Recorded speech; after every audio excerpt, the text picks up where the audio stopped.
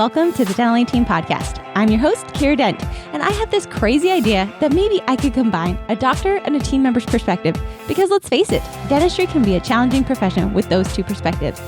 I've been a dental assistant, treatment coordinator, scheduler, biller, office manager, regional manager, practice owner, and I have a team of traveling consultants where we have traveled to over 165 different offices coaching teams. Yep, we don't just understand you, we are you.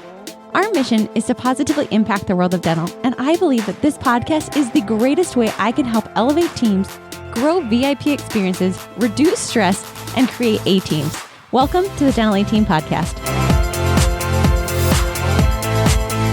Hello, Dental Team listeners. This is Kiera, and you guys, I have the one and only Dana with me. If you don't know Dana, Dana is a new consultant on our team. Gosh, we're almost coming in at a year, and Dana has a wicked strong following of Dana groupies out there. Dana, how does that feel to be a new consultant, newer to like our team? You've been doing a lot of dentistry for a long time, but you have a solid following of teams that just love you. How do you feel about being a Dana groupie out there?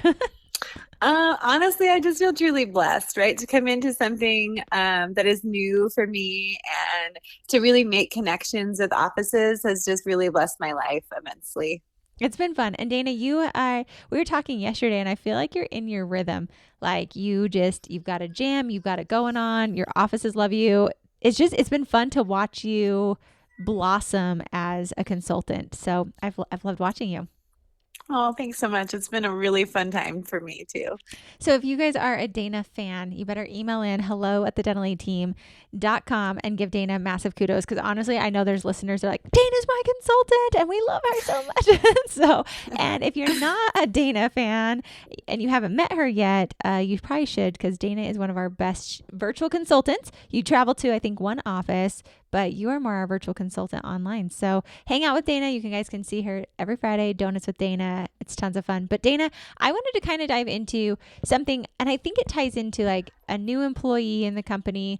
Like, what's the experience that we give you with onboarding? How does it work with our clients? What's the experience you give new clients in our company, which then turns into offices and how we can connect to this of like, what is the new patient experience? So I think like, we forget that first impressions and the experience that we give people is so paramount. Like a new employee being hired, what's their first impression? How is the onboarding process?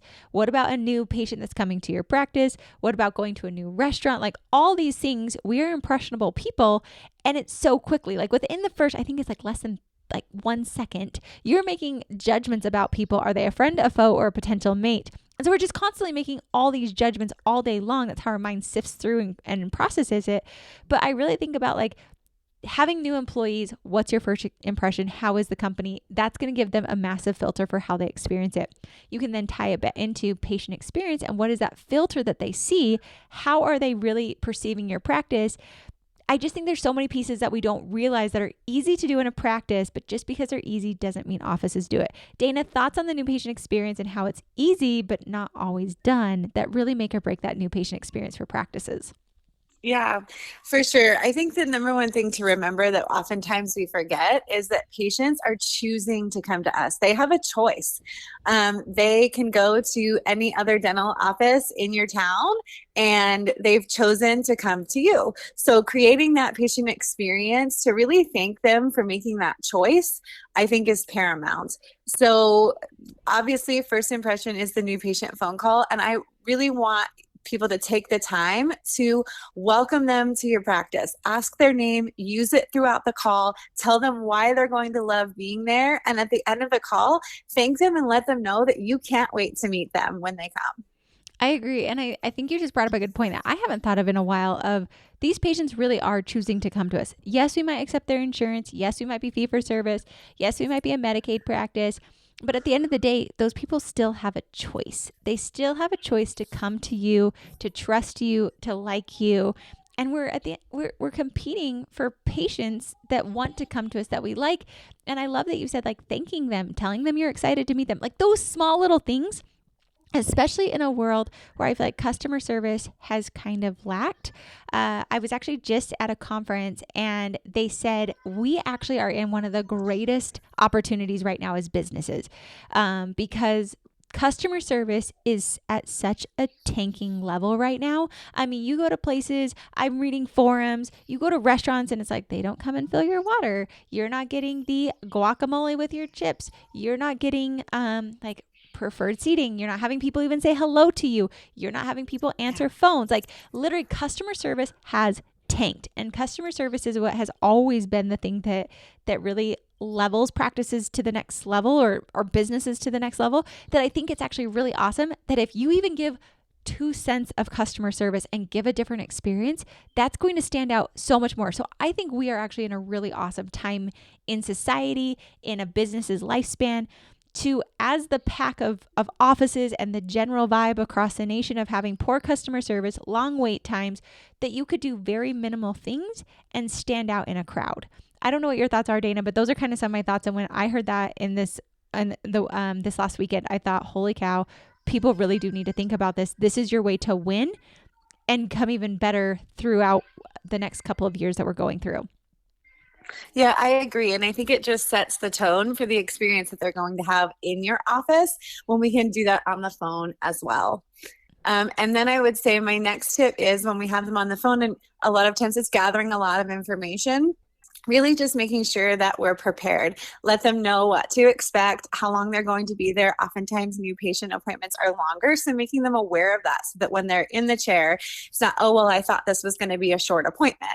And then to setting expectations as far as if I'm going to send you new patient paperwork or I'm going to send you a records release, setting the expectation for a time for the patient to get that back to you so that you can be prepared for when they come. Oftentimes they'll say, hey, if you can get that back to me, or send it to me at your convenience. And really, I would say set that time expectation. So if you could get this back to me within 72 hours, that way I have all of the information that we need to make your appointment go smoothly.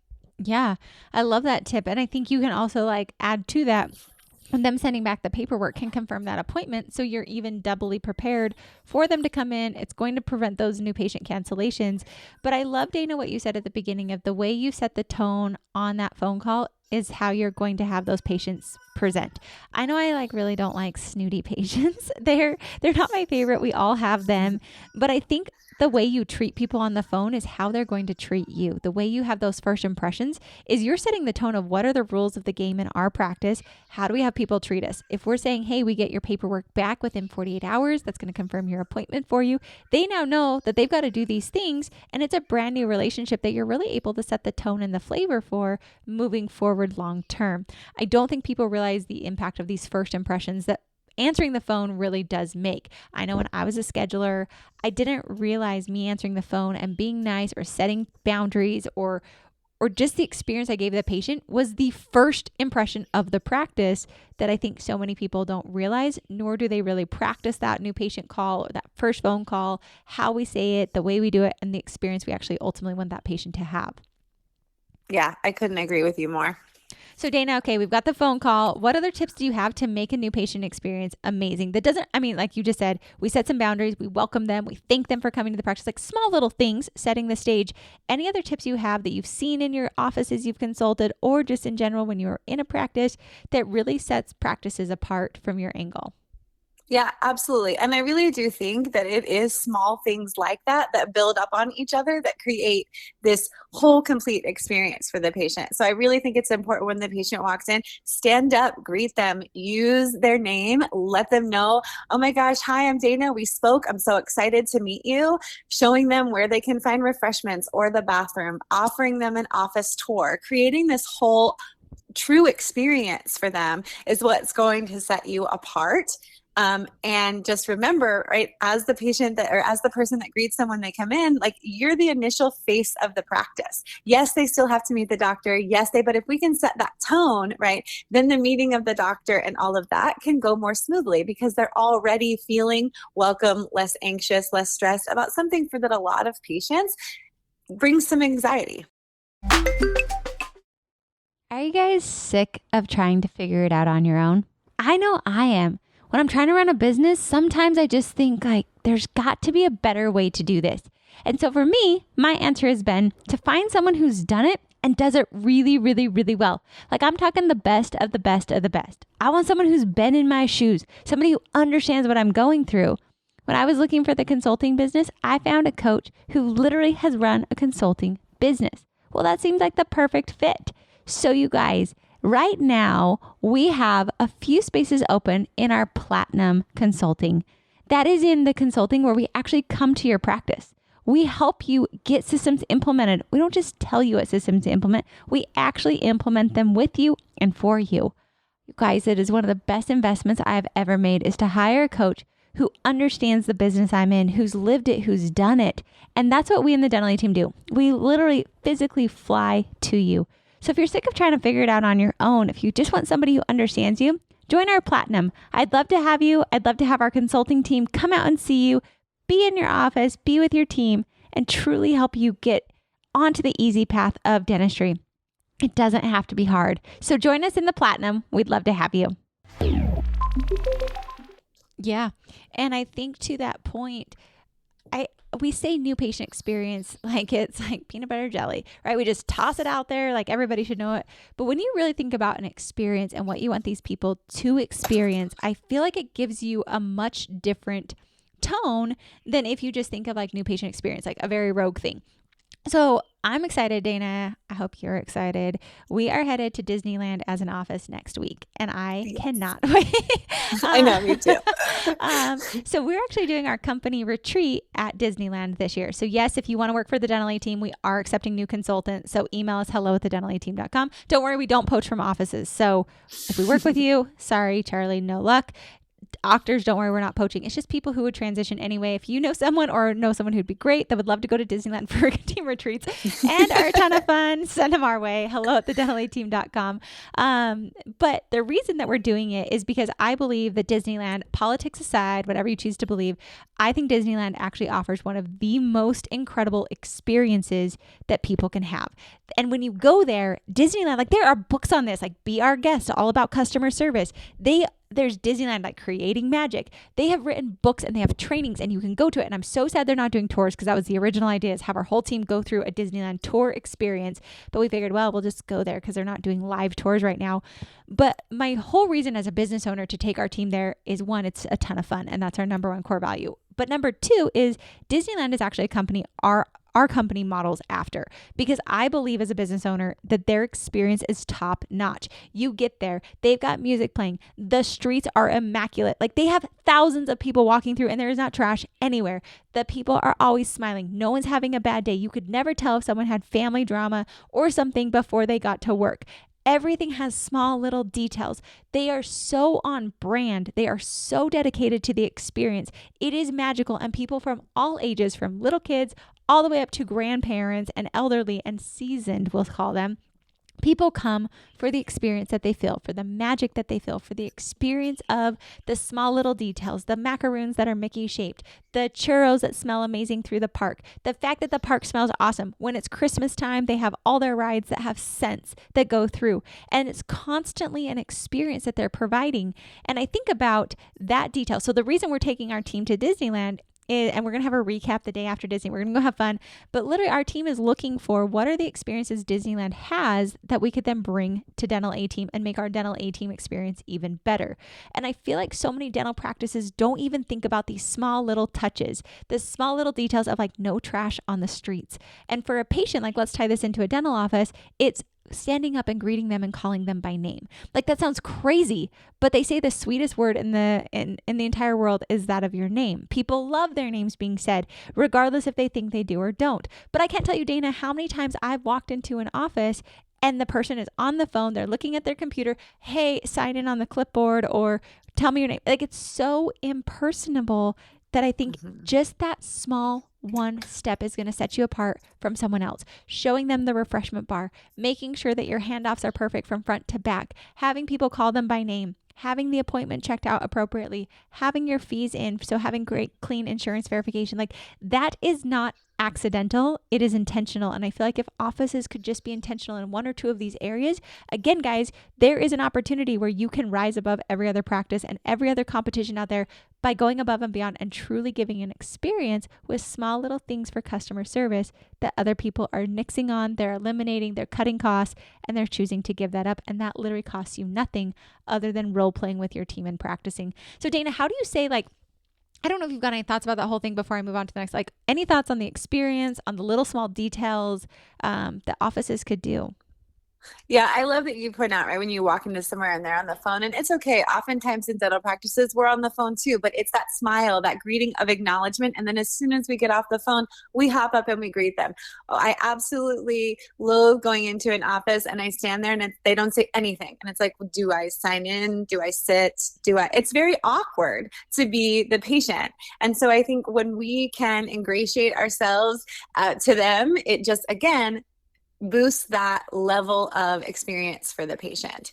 And so I think about these things each step of the way as you're walking them back, asking personal questions. When you go to seat them, showing them where they can hang their purse, making things as comfortable and easy for them is what will create that step above. Right. And I love that you just listed those off because I think we often think, I know I do as business, I'm like, all right, what's our cutting edge? What's going to set us apart? And I'm like, what if it's as simple as being responsive, of smiling, of having a good vibe, of making people comfortable in our home, our dental practice home, rather than having it be uncomfortable? And I think if offices, like taking this and making it tangible, like let's go through every section of the employee experience. I promise you, I don't know Disney. I did meet someone who's like on their C-suite board and she told me these things happen. So I've never been there, but they literally go through the entire experience of people coming through. What are they going to experience? How do we want them to feel? What are all the small details? And they practice it and review it constantly. So my question is, how often is your office reviewing the new patient experience? How often is your practice reviewing the patient experience overall? How often are we actually having our whole team go through it? How often are we practicing those phone calls, practicing our handoffs, making sure the whole office looks amazing and the small little details? Like I have an office and I think about them. They're in Bismarck, and I think about her because she is someone that I feel thinks about the details and makes the experience a true experience. Like when they're leaving, everything's on brand. They've got the cutest, like she does tongue and lip ties, and she made a little keychain with their logo on it that says, "You got this." And I think about those moms who are struggling with a tongue and lip tie. Their baby's not eating. They're not sleeping. That mom is exhausted. And she hands them this cute little keychain that says, "Mama, you got this." Or "Papa, you got this."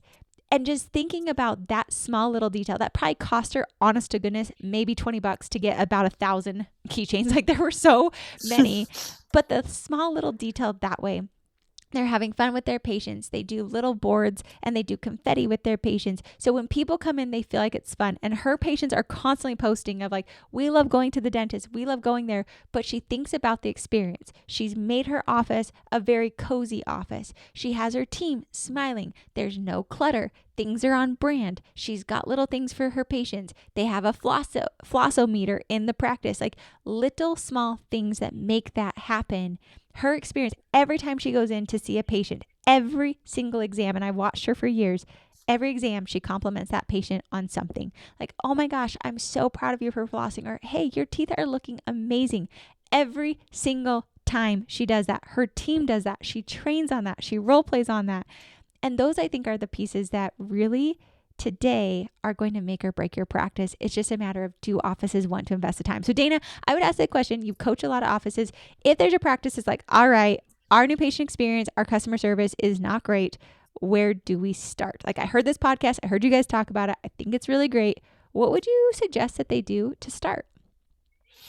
I would just suggest, right, remembering to smile, right, on the phone when the patient comes, and truly just remember those little things. Agreed. So start with smiling. And I have in offices gone to the dollar store, bought a little mirror and stuck it next to all the phones at my front desk so they can literally see themselves when they're answering that phone to make sure they're smiling. It's super awkward, and you better believe when they see themselves, they smile, they fix their hair, and it's these big cheesy grins. So let's start with that. I also would say let's practice those handoffs. I might suggest, doctor, pretend to be a new patient. Call the practice. Listen to how your phone calls go. Office managers, you can do this. You better believe I have definitely not prank called quite a few dental practices just to see how they answer if I'm a new patient. Call, do a random spot audit on your practice, or have somebody you know and trust to go through it and record that call and play it back to your front office. If you've got recordings of phone calls, listen to it, because I don't think oftentimes we realize how we're sounding on those calls or what we're doing. Watch to see. Come in, see how people get greeted. You can be a fly on the wall and watch that. You can also then listen to the handoffs. You can listen to the insurance verification. You can listen to your collection calls. But I would say have your office set up meetings until you get this like spot on. So I'd say every single week you do this, and do it for 6, 8, 12 weeks. Hopefully it doesn't take you 3 months, but give it that much time. And every week somebody's the patient, somebody's answering the phone, and we literally role play a new patient experience. Just do it and give feedback on it until you guys get this spot perfect, and then make sure you add it in every single quarter. That way you guys are really wrapped up. I think Dana is absolutely right. Smile, enjoy your time there. Make it a place that people want to come. Think about, sometimes this is what I do with the company. Sometimes I think if I could recreate Dental A-Team, what experience would I want our clients to have?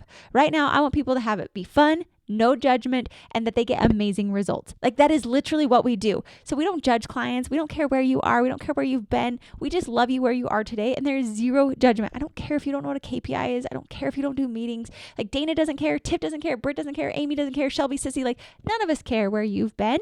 We just love that you're here and that you're willing to take that. We want it to be fun and easy for you. So like, let's make learning super simple for you and make it the most fun experience we can. Team training often is boring, dull, and dead. So we make it fun. We make it exciting, but we also GSD and get results. That's what we want our experience to be. We want you guys to be top notch, where you can email us, call us, that we're right there for you, that you have somebody who's in your back pocket helping you, guiding you. Like, that is the experience. And I think about, if I could recreate Dental A-Team, what would I want it to be? You better believe Shelby and I have these conversations, and we're ready to ramp it up to the next level, because we realize, ooh, we're weak there. We're not as strong there. This is how we could do it. So really going through asking those questions to your team, sometimes that can even help you find those small details. But what I would say is keep it simple, make sure it's easy, and have your whole team bought in. Those are my last thoughts. Dana, any last thoughts you want to add on patient experiences?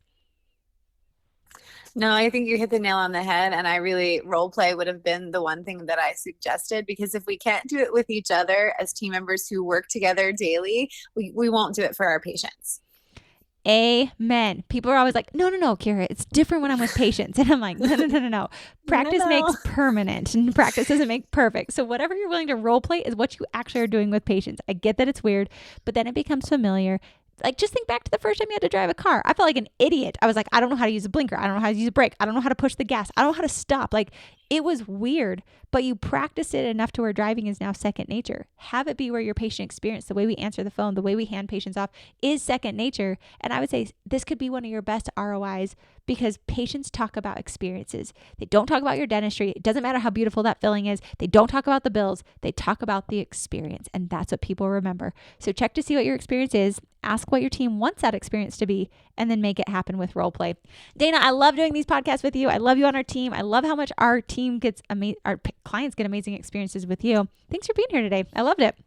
Thanks so much for having me. I had a blast. Of course. All right, guys, if you want help, if the way our company is vibes and jives with you, if the way our fun, ease, like attention to detail, like being there, no judgment, and getting results jives with you, and you want to see if you'd be a good Dental A-Team candidate to work with us, to be a client of ours, email me, hello@thedentalateam.com. We'd love to have you. We'd love to help you see what your practice can do, get your team excited about training, and really hone in on this or other topics. It's all customized for you and your practice. So email us, hello@thedentalateam.com. You guys are just truly one decision away from a completely different life. You're one decision away from a completely different practice. So take action, and we'll catch you guys next time on the Dental A-Team podcast.